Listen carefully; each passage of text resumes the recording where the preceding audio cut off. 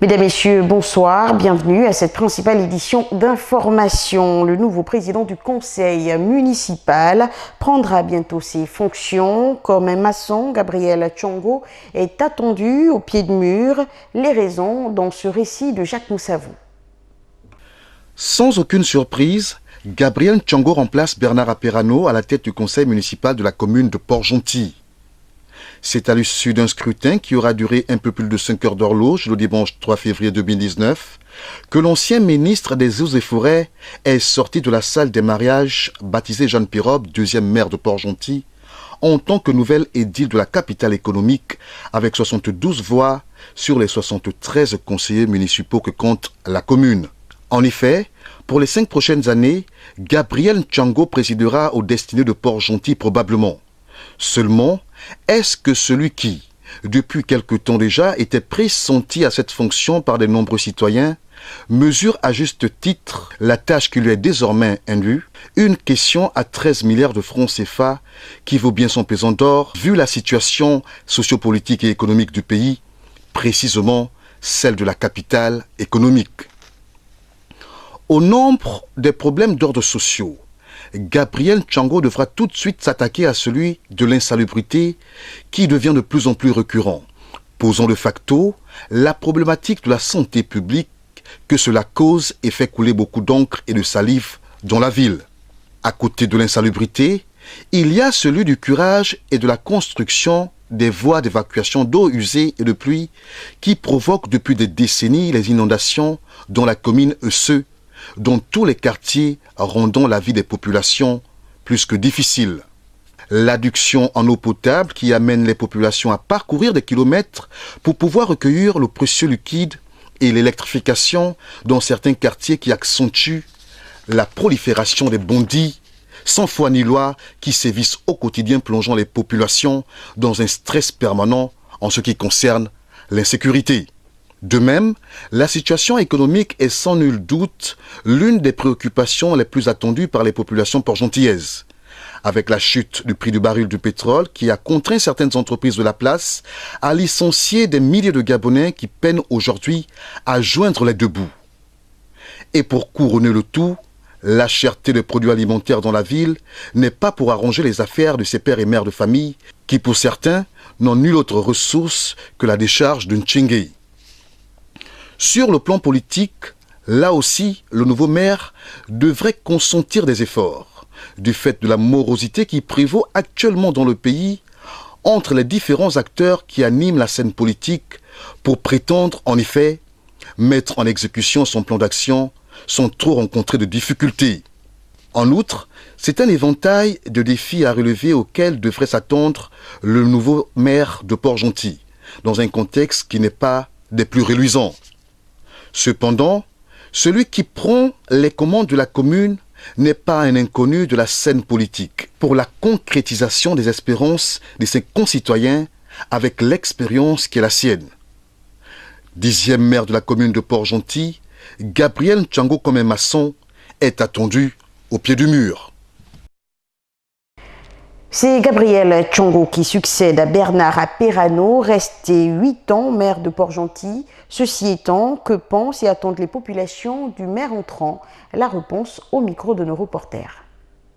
Pour moi, Tchongo Gabriel, c'est l'homme de la situation, c'est l'homme qu'il nous faut pour la ville. Parce que regardez un peu l'état de la ville, l'insalubrité et tout ça, il nous faut un maire comme Tchongo Gabriel. Et ce que je demande au maire, c'est qu'il ne fasse pas comme ses prédécesseurs, mais qu'il fasse de la ville Petit Dubaï. Et quelles sont les attentes que vous pouvez formuler à son endroit? En fait, nos attentes, c'est la continuité de ce qu'a fait son prédécesseur, M. Aperano, pour poursuivre son œuvre dans le bon sens. C'est le souhait de la population port-gentiaise.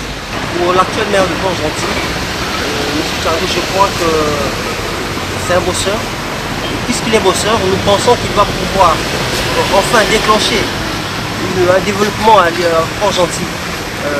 Déjà comme souhait, qu'il regarde un peu le tronçon de Bac Aviation, la route qui mène jusqu'au CES là-bas. C'est vraiment désenclavé. S'il peut le faire, en tout cas, ça sera une très bonne chose. Il y a plein de travaux qu'il faudra faire parce que Port-Gentil, il faut encore travailler. Merci. mais je sais que c'est quelqu'un qui a bonne presse. Oui. Moi, je suis nouveau à Port-Gentil, mais en tant que Port-Gentillais, c'est quelqu'un qui a toujours été travailleur et à ce titre, je pense qu'il fera de bonnes choses pour Port-Gentil. Juste qu'il fasse mieux que son prédécesseur, hein, qui a quand même quelques réalisations à son actif. On attend de lui qu'il fasse mieux, qu'il amène de nouveaux projets et que cela contribue au bien-être des citoyens. Gabriel Tchongo, c'est l'homme qu'on attendait dans la ville de Port-Gentil. C'est celui qu'il faut. Parce qu'il faut voir les gens qui placent les œuvres. Il ne faudrait pas mettre les gens qui se disent que bon voilà, nous on veut et on se met à la place pour se remplir les poches. Non, il faut voir quelqu'un qui a grandi avec nous dans la rue, qui a évolué avec ses propres moyens, sa force. Par la grâce de Dieu, aujourd'hui, il trouve ce qu'il a semé. C'est vraiment une bonne chose parce que ce monsieur a toujours travaillé avant même d'être ce qu'il est aujourd'hui. Vraiment, c'est une bonne chose pour la ville. On espère qu'il fera plus encore que ce qu'il faisait auparavant. Ce que la population attend de lui, c'est qu'il puisse travailler davantage. Vraiment davantage. Dans quel domaine? Remédier à la solution des inondations dans les quartiers. S'ils peuvent ajouter la canalisation, vraiment ça fera bien à la population parce que la population ne vit pas bien à Port-Gentil. Nous vivons vraiment dans des inondations.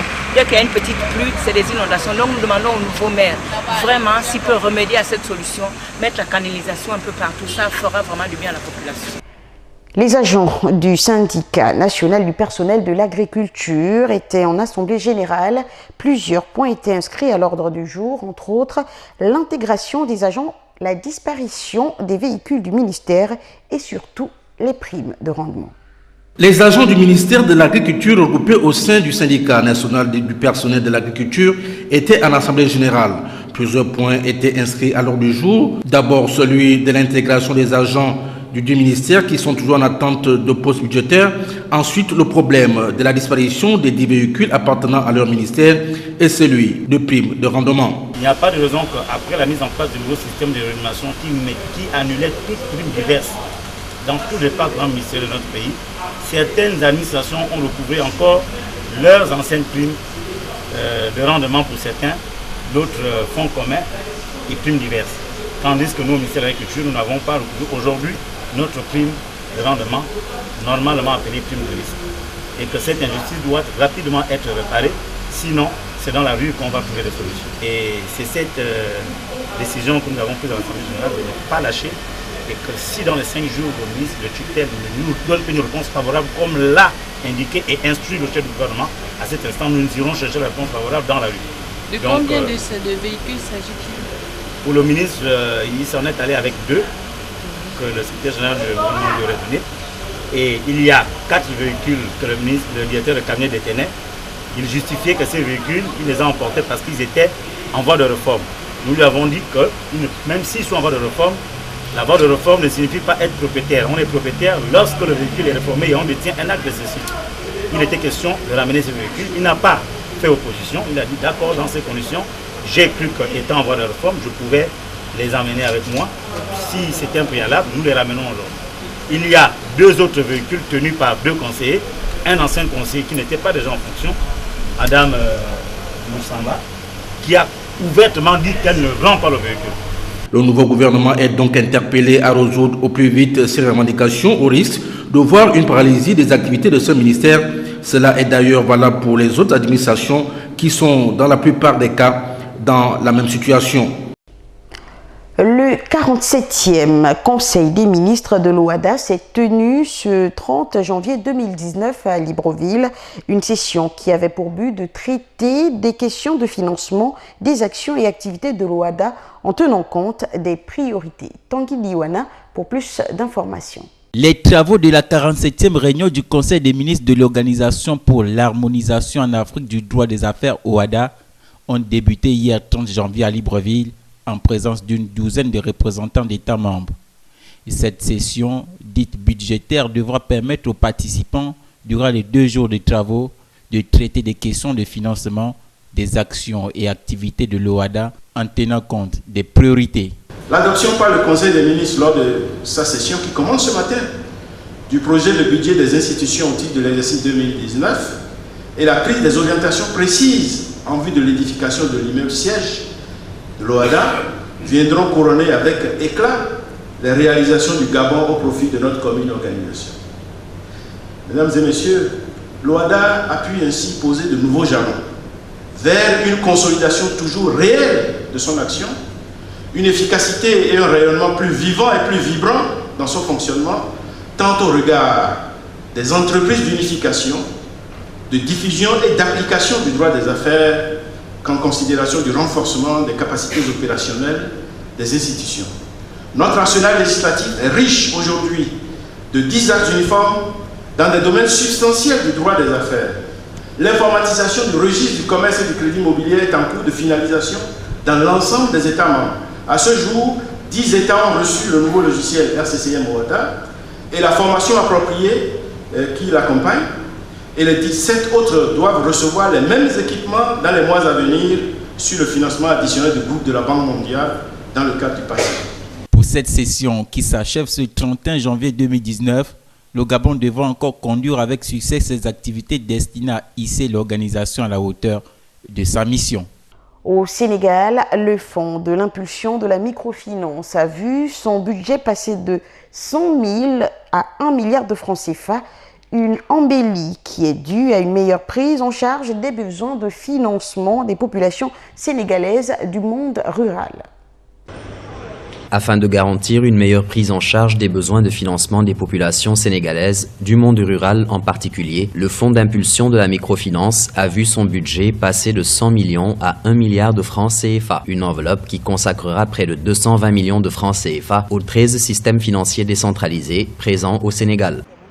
Il n'y a pas besoin de démontrer que ces services financiers décentralisés peuvent contribuer à améliorer les conditions de vie des ménages, mais aussi des jeunes et des femmes, qui sont les principaux exclus des institutions financières classiques. Selon la ministre de l'économie solidaire et de la microfinance, Aminata Angélique Manga, les crédits octroyés par le Fonds d'impulsion de la microfinance vont s'élever désormais à 903 646 000 francs CFA, correspondant au financement de 479 projets nécessaires à la création de milliers d'emplois. Mais avec un taux de chômage des personnes âgées de 15 ans ou plus estimé à 15,7% au premier trimestre 2017, ces chiffres peuvent paraître insuffisants.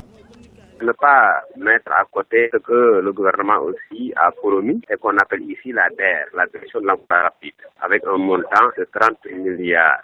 Avec un tel montant, ça me semble un montant qui est acceptable. Au vu en tout cas de la politique du gouvernement de mettre en place un autre système de financement qui est quand même la DER. Créé en 2005, le Fonds d'impulsion de la microfinance a pour objectif de permettre au système financier décentralisé d'offrir des produits et services financiers et non financiers adaptés aux besoins de ses membres. Une série de questions s'est tenue au Parlement d'Éthiopie ce 5 février 2019.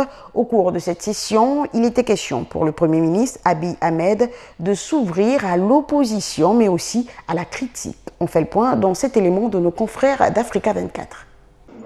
Des sessions de questions-réponses avec le Parlement, Abiy Ahmed en a pris l'habitude depuis son arrivée au pouvoir en avril 2018. À ce rendez-vous avec les députés, il était question de s'ouvrir à l'opposition et à la critique. Vantant déjà ces réformes qui ont permis à des partis politiques n'ayant pas exercé depuis plus de 20 ans pour certains de faire un retour sur la scène politique, le Premier ministre éthiopien parle d'une grande victoire. Si nous nous disputons trop au sujet des problèmes liés au retour au pays des partis politiques, nous perdrons la vue d'ensemble. Nous n'avons pas un seul parti de l'opposition siégeant à l'extérieur du pays. Nous n'avons aucun média nous critiquant qui est basé à l'extérieur du pays.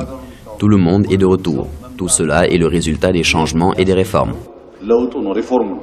La coalition au pouvoir dirige le pays depuis 1991. Elle détient tous les sièges du Parlement. Le fait de permettre à l'opposition d'exister à nouveau est perçu comme un signe de démocratie. À mon avis, le fait que les partis d'opposition soient de retour chez eux et jouissent d'une totale liberté d'opération constitue un progrès considérable. Cela nous donne la possibilité de choisir qui nous voulons. J'en suis heureux. En 2018, Abiy Ahmed a rencontré des membres de 21 partis d'opposition pour discuter des moyens de réformer le système électoral. La dissidente Birtukan Mideksa, rentrée d'exil, a même été nommée à la tête de la commission électorale. Poursuivons à l'international. 2000 milliards de francs CFA, c'est le montant recherché par les autorités nigériennes visant à couvrir les besoins alimentaires de près de 2 millions de personnes vulnérables dans ce pays. Reportage. Au Niger, c'est environ 200 milliards de francs CFA qui sont recherchés pour couvrir les besoins de 1,6 million sur un total de 2,3 millions de personnes vulnérables que compte le pays en 2019.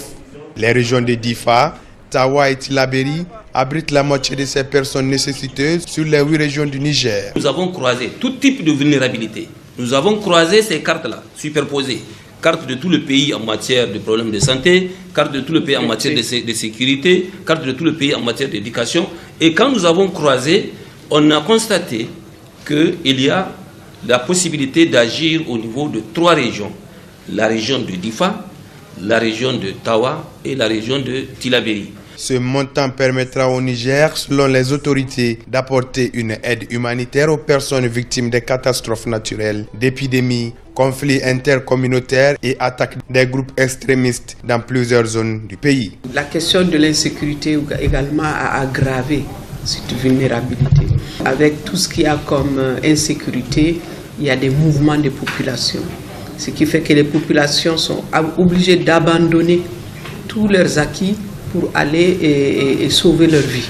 Cette stratégie humanitaire permettra, d'après les autorités, d'atteindre les 3 objectifs stratégiques principaux, à savoir le renforcement de la protection de la population civile vulnérable, l'intervention d'urgence et l'amélioration des conditions de vie. C'est ainsi que s'achève ce bulletin d'information. Merci d'être resté des nôtres et bonne suite de nos programmes. À demain s'il plaît à Dieu.